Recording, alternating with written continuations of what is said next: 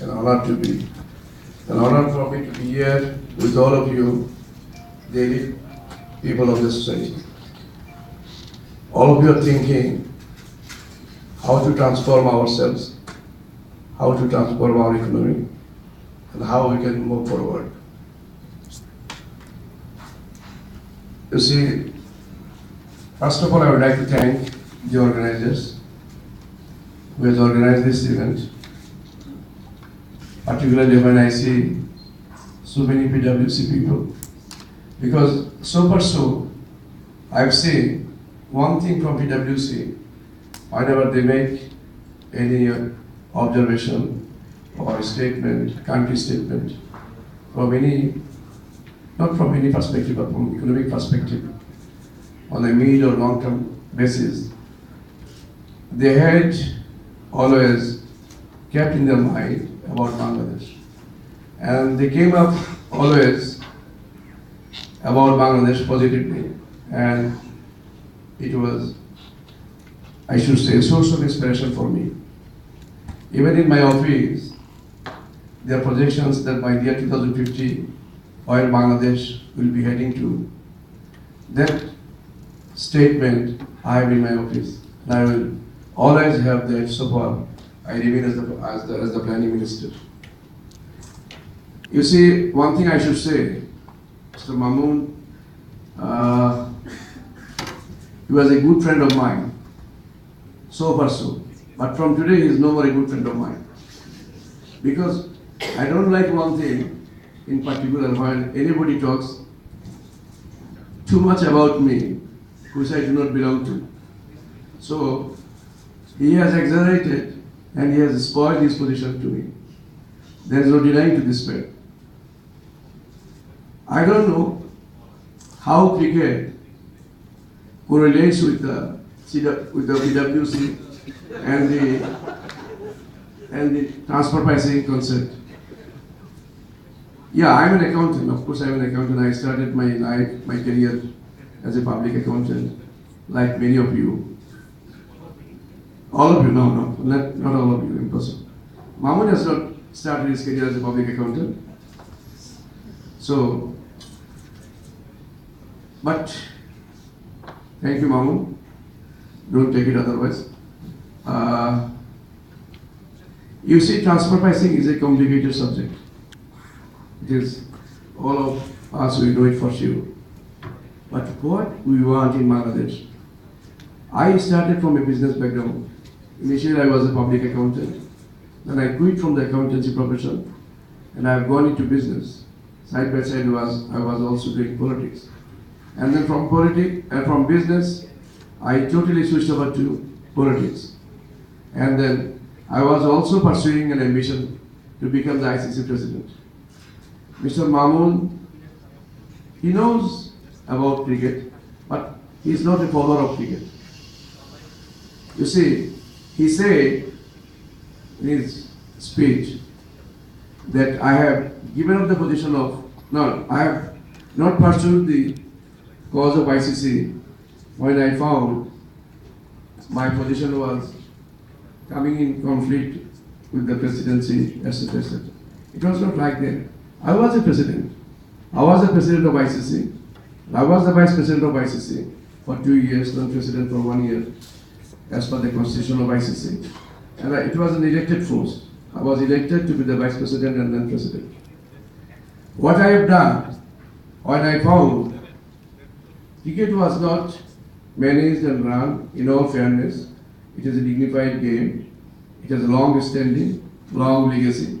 When I found there are certain people, they are not trying to uphold the image and standing of the game. Then I personally decided for the cause of Bangladesh and to keep my country at its high esteem, I decided to step down. From the position of president, I stepped down to remain as the president of ICC. So I was there, and only 3 months prior to my term, I stepped down, as I said. However, So this is all about cricket. But I had some ambition in my life. My first ambition was to become a school teacher, to become a teacher, not a school, either school or college or university, whatever it is. I could not become a teacher. Then my ambition was to become the ICC president. That I did. And I had at one point of time, I had a dream, or I had an ambition to become a coffee salesman. Coffee. Starbucks coffee. There is a long history I will not tell you today. Tonight I will tell you some other time. So this ambition has not been fulfilled. I have always a dream. I have also another dream to become a minister. So I have not become a minister, as you say. Here also he has made mistakes. One day I will become minister. While PwC, what they say, if I could make it faster, if I can improve my position and this country's position, if you can remove the traffic congestion from the streets, what he has said, when I will see time has come when everybody is having a smiling face, and when I will see it's a beautiful Bangladesh. I am waiting for that. When I will see it's a beautiful Bangladesh, then I will become a minister with all of you, not alone, not myself. All of us will become the minister. So until then I will wait. I will wait for that time to come. Now my subject, transfer pricing policy.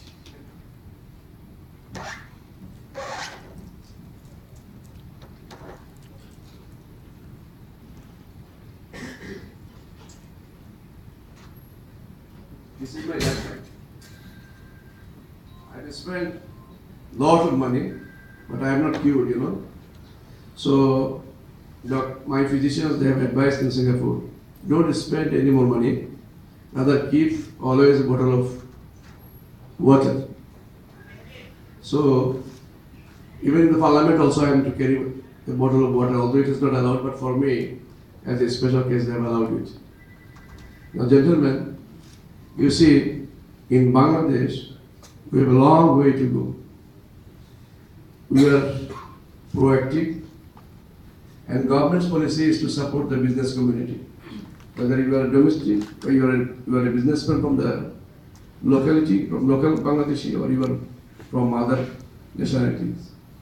Because business is all over the world now, it is interwoven, and it is globalized in totality.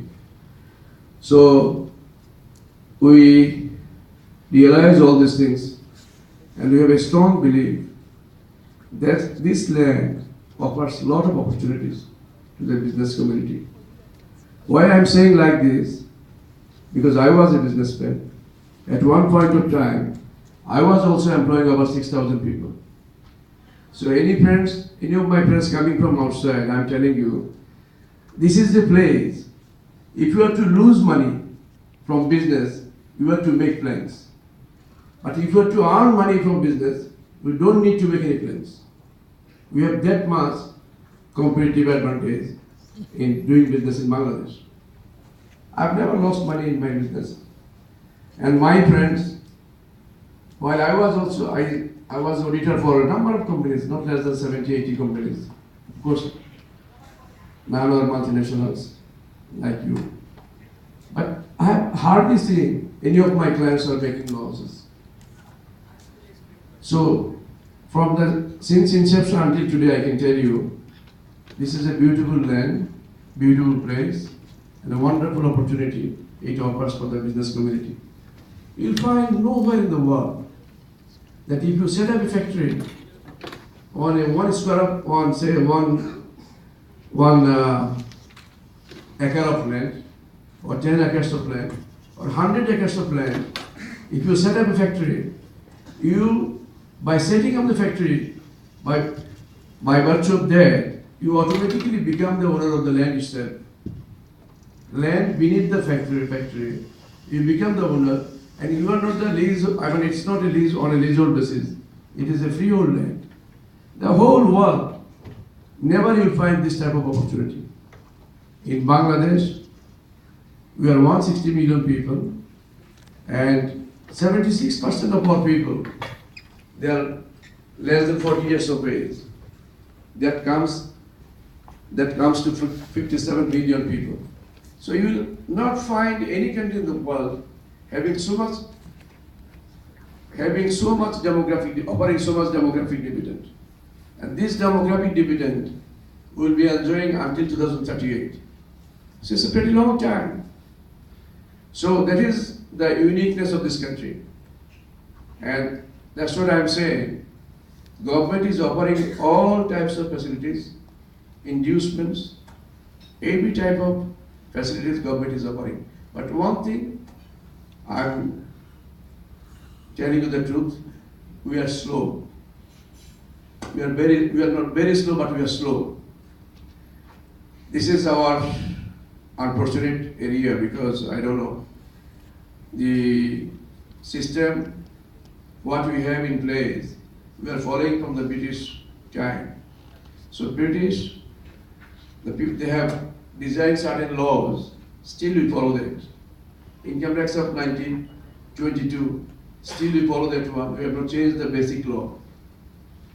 We have some sections, say section number 19. So it has 19A, 19AA, 19AAA, 19 quadruple A. That much. This is the situation. So it is the reality. Why we are not having another income tax act, I don't know. When I was the chairman of Standing Committee, Minister of Finance, I had the opportunity to work on Value-Added Tax Act, and I did it. And I'm sure all of you have to accept it is a workable document. I tried to work on income tax at that time, income tax law, but I had no opportunity. I did not get the opportunity and I could not do it. Even the Companies Act 1930, still we follow that one. When in 1913, company law was enacted, at that time there were no multinational companies. Now how that particular act can accommodate our multinational companies now? So we will have to do some jobs or certain amendments, bring in certain amendments here and there. This is the truth I'm telling you. But given the situation, despite all of the odds, the truth is this is a very, very effective place, very, very good place, very, very wonderful place for doing business for other reasons. In this country, the price of electricity is the lowest in the whole world. We don't pay any prices for the water. Rental is very low compared to other areas.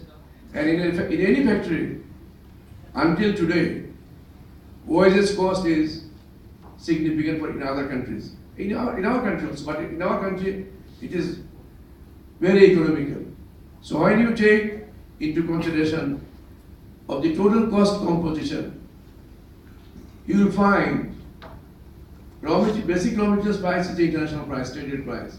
If you take away the basic raw materials price, in other cases, which makes the total cost, which composes the total cost, you will find we are very economical. So, again, I will rather request you that privately I can advise you in which sectors you should concentrate and how you can maximize your profit. As an honorary advice, I will give it to you. I will not charge you any money because I am no more a chartered accountant. I don't have my farm now, so I will not be sending any bills to you. You can be rest assured about that. Now, transport pricing.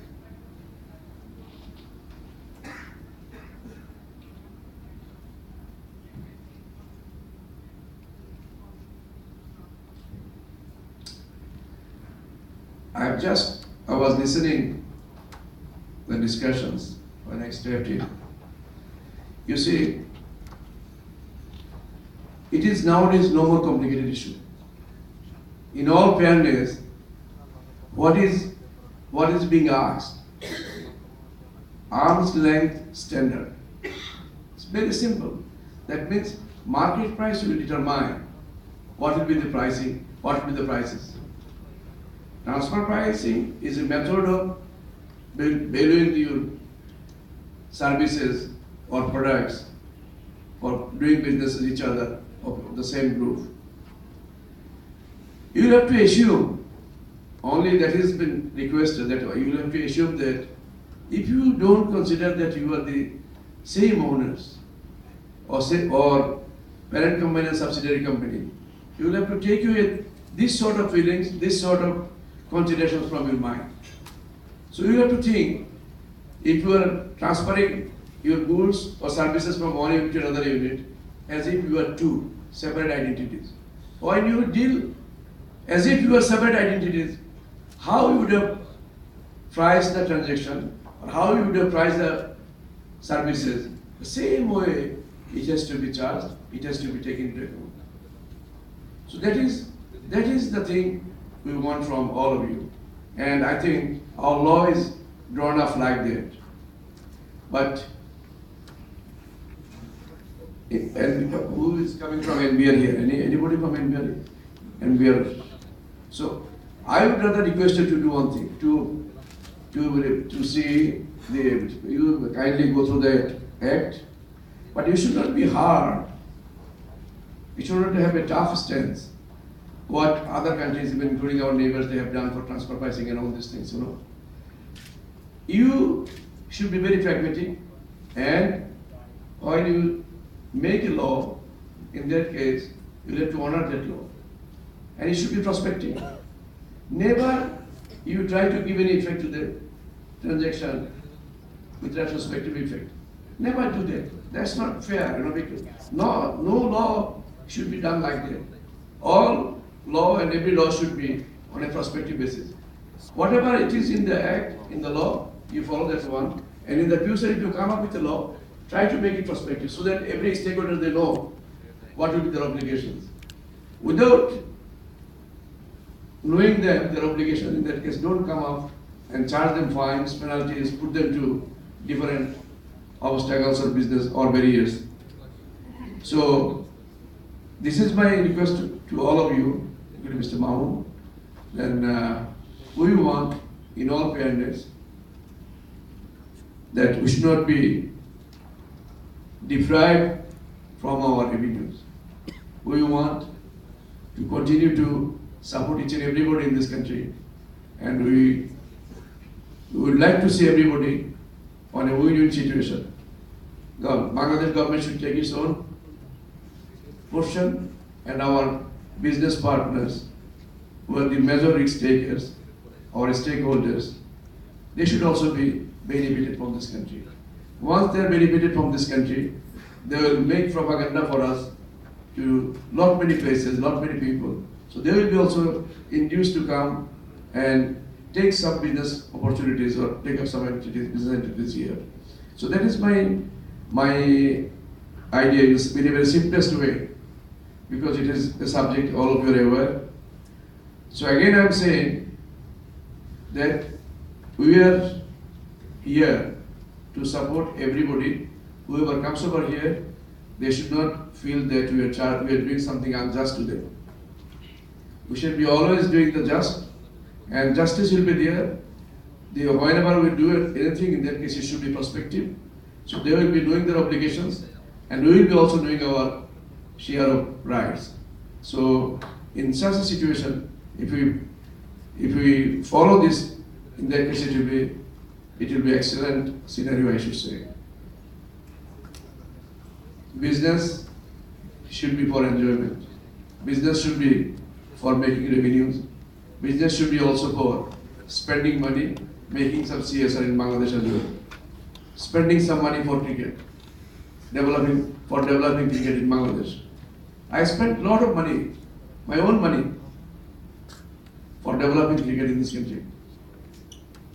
At one point of time, cricket was not known to anybody outside Bangladesh. It was not a good sport in that spirit, I should say, because in the beginning of 80s, hardly there were 250 to 300 spectators who were coming to the cricket ground when big matches are played between the big clubs of the country. Then I spent money. I started bringing in all the iconic players from different parts of the world, including Neil Fairbrother, Richard Illingworth, the Freitas, Logie, and then Wasim Akram. Everybody came in, and then every year I was spending money from my pocket. So I have done this. Now I don't have enough money. Now I need it. You will earn money, you will pay income tax, and also you will make CSR in Bangladesh. And you will spend money with me for the development of cricket. Of course, you will get some tax exemptions there.